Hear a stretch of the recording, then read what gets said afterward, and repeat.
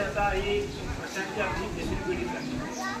त्या तिसऱ्या पिढीमध्ये आपण जात असताना या सगळ्या पुढच्या पिढीकडे हा सगळा विचार संतुलित करण्याची जबाबदारी आमच्या लक्षात आहे.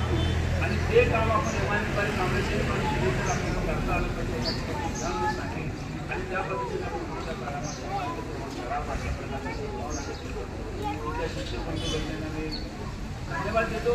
तुम्ही सुद्धा इथं एक काळ असा होता की 6 नंबर शाळेमध्ये एखाद्या शिक्षकाला बदली करून एखादी शिक्षा वाटत होते. आज प्रत्येक शिक्षकाला जी 6 नंबरमध्ये शिक्षिका काम करते अभिमान वाटतो. हा सुद्धा म्हणून आज या परिसरामध्ये एक चांगल्या प्रकारचं निंबाळकर सरकारवर शैक्षणिक वातावरण तयार होतं. आज ही शाळा आपली चांगली आहे. पलीकडे शिक्षक त्यांनी संकुल पलीकडे आपल्याला आपल्याला चांगलं संकुल बघायचं. सहज एकदा मी सांगितलं की आज आईवडीच्या शाळेमध्ये हायस्कूल वगैरे सगळ्या गोष्टी झालेल्या आहेत. पुढे कदाचित 5000 विद्यार्थी तिथे येतील आणि 5000 विद्यार्थी रोज जातील. इतकं संकुल आपल्याला मोठं करता आलं पाहिजे.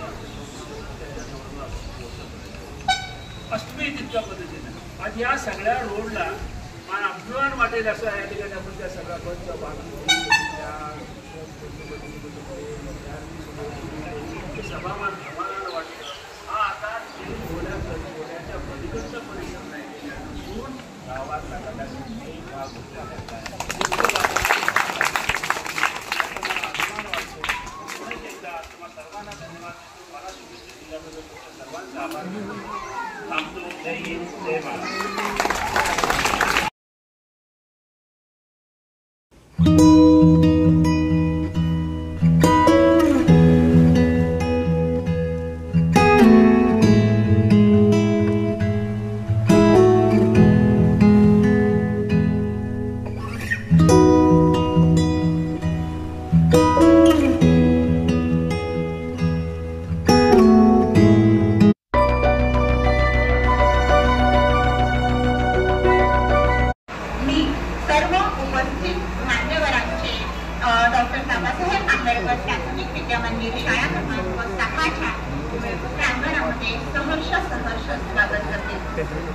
आदर स्वागतम शुभ स्वागतम मोद झाला मन म्हणाला सुवर्ण संधी लाभते स्वागत माला या मनाची कंठी तुमच्या आरती स्वागत माला या मनाची कंठी तुमच्या आरती.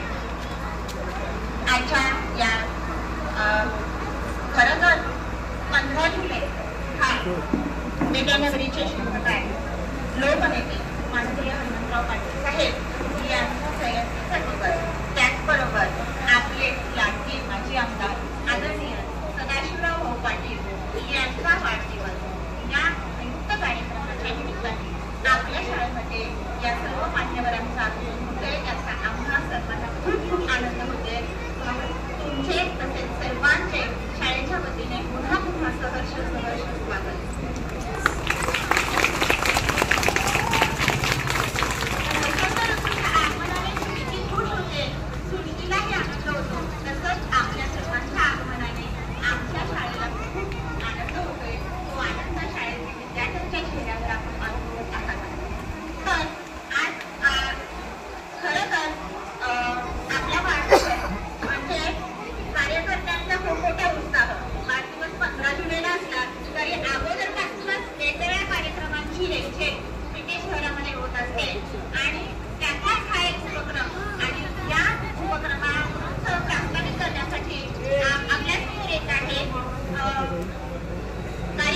या परिसरातील कार्यकर्त्यांच्या उत्साहावर चैतन्य असलेले उत्साही तरुण तडफदार कार्यकर्ते माननीय श्री प्रशांतप्पा कांबळे.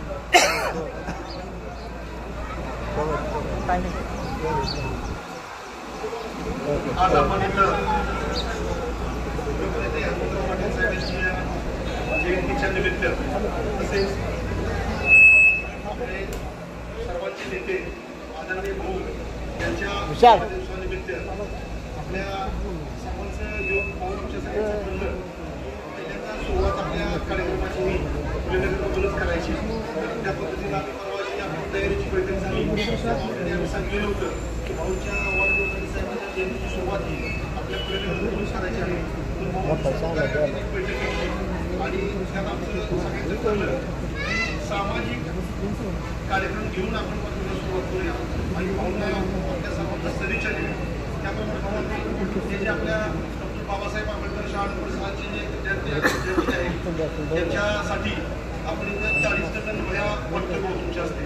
तसेच आपल्या मंडळाच्या वतीनं इथल्या कार्यकर्त्यांच्या वतीनं सर्व विद्यार्थ्यांना भाऊचं वाटप आणि भाऊ सगळ्यात महत्त्वाचं आता बघतो आपण की सगळीकडे आपण फक्त टीव्हीत आणि सोशल मीडियात म्हणतो की आपल्याला वृक्ष संवर्धन करायला पाहिजे, सगळ्यात जागतिक टेम्परेचर वाढले. त्याच्या हेतून आम्ही भाऊ स्वखर्चातून आपल्या सर्व कार्यकर्त्याच्या कमीत कमी आम्ही इथे 10 ते 15,000 रुपयाची चांगले लावलेले आहेत. त्याचा उद्घाटनाचा अभ्यास आपण केलेला आहे. आदरणीय भाऊंना वाढदिवस वगैरे असं काय होत नाही, पण आमच्या सगळ्यांच्या कार्यकर्त्यांच्या विनंतीनं भाऊ इथं थांबलेले आहेत. तरी आपल्या सर्व भाऊ फुलेनगर आंबेडकर महाविद्यालयाच्या वतीनं मी आपल्याला वाढदिवसाच्या असंख्य अशा शुभेच्छा देतो, सदिच्छा देतो. तुमचं या गावासाठी, या तालुक्यासाठी, या मतदारसंघासाठी जे योगदान आहे भाऊ ते कदापिही कोणी नागरिक विसरणार नाहीये. त्याप्रमाणे या नागरिकांच्या वतीनं आपल्याला दीर्घायुष्य लाभो, आपल्या सर्व इच्छा पूर्ण होणार आणि तुमच्या अजून या मतदारसंघाची सेवा घडू एवढं मी सगळ्यांच्या वतीनं आपल्याला बोलतो. भाऊ तसं आपल्या सर्व कार्यकर्त्यांना एक सामाजिक व्यासपीठ आहे, आपल्याला कुठलेही करायचं नाही.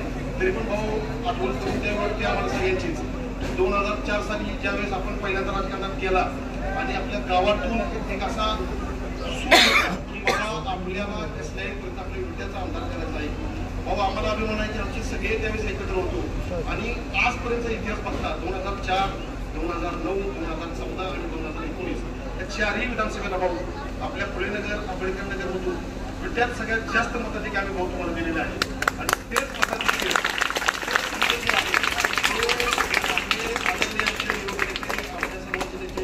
आदरणीय दादाला भाऊ आम्ही देणार. आमच्या सगळ्यांच्या वतीला तुम्हाला शब्द आहे. कोण काय म्हणतंय, कोण कुठे जातंय त्यात आम्हाला भाऊ पडायचं नाही. कुणी कुणाचं काय केलं, कुणी राजकारणात कुणाचं केलं कुठेही आपल्याला सगळ्याला माहीत आहे. परंतु हा पूर्ण एरिया आदरणीय साहेबांच्या पालिकेला आहे, आदरणीय भाऊंचा पालिकेला आहे आणि आदरणीय दादांचा पालिकेला राहणार भाऊ असं मी आपल्या सर्व कार्यकर्त्यांच्या वतीने आपल्याला ग्वाही देतो. आपल्या सगळ्यांचं प्रेम आमच्या सगळ्या एरियावर आहे. भाऊ त्यात सगळ्यात जास्त जर काम असतील तर आपल्या फुलेनगर आंबेडकर आणि मायाकडे तुम्ही भरभरून दिलेले आहेत. त्या दिवशी तर आम्ही बरेच जण बसलो भाऊ आणि दादांच्या डिप्युटीमधून अजून आम्हाला एक 340 काम दादांनी दिली. काय ते बंद काय करतो काय लावलं कुठल्या वेळेस पाणी उठते नंतर समाज म्हणून सगळी एकत्र आहोत. कुठल्याही सामाजिक कामाला तुमच्या कुटुंबाचे कुठल्याही कार्यक्रम आज या सगळ्यांच्या सदिच्छा, या सगळ्यांचे आशीर्वाद तुमच्याबरोबर आहेत. तुम्ही पण ह्या समाजाला, या सगळ्या आपल्या एरियाला एक घरात कुटुंब म्हणून तुम्ही सगळ्या कार्यक्रमाला येता. तिथली सुद्धा अगदी छोट्या छोट्या वाढदिवसापासून लग्न कार्यापर्यंत तुम्ही आवर्जून वेळ काढून आम्हाला योगदान देता. दादा असतील, भाऊ असतील, विशाल काका असतील, आमच्या प्रतिभा वहिनी असतील.